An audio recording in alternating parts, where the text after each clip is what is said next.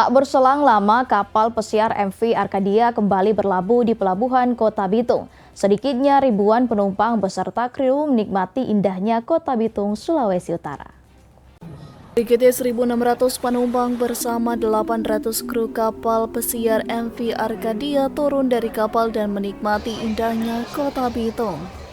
Ribuan penumpang kapal yang berasal dari beberapa negara di Eropa maupun di Asia disambut baik pemerintah maupun masyarakat Kota Bitung. Hiburan musik lokal serta sajian kuliner khas Kota Bitung seperti ikan tuna asyik dinikmati oleh para turis. Sementara itu, Wali Kota Bitung Maurits Mandiri menjelaskan, kunjungan turis di Kota Bitung sangatlah berkesan bagi mereka. Di mana dikatakan wali kota, kapten kapal mengapresiasi sambutan dari pemerintah maupun masyarakat Kota Bitung. Kedatangan ini, kenapa mereka bisa datang berkali-kali? Karena kerjasama kolaborasi dari semua tim.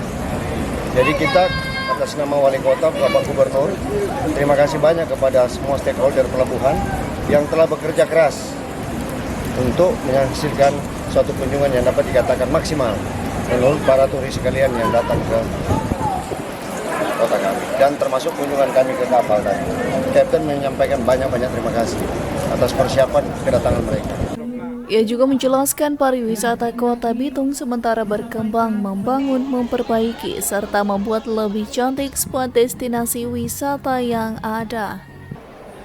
Dijelaskan wali kota dalam waktu dekat juga Kota Bitung akan dikunjungi beberapa kapal pesiar antara lain Queen Mary II serta Queen Victoria. Dari Bitung, Brian Nubo melaporkan untuk Kawan Nuan TV.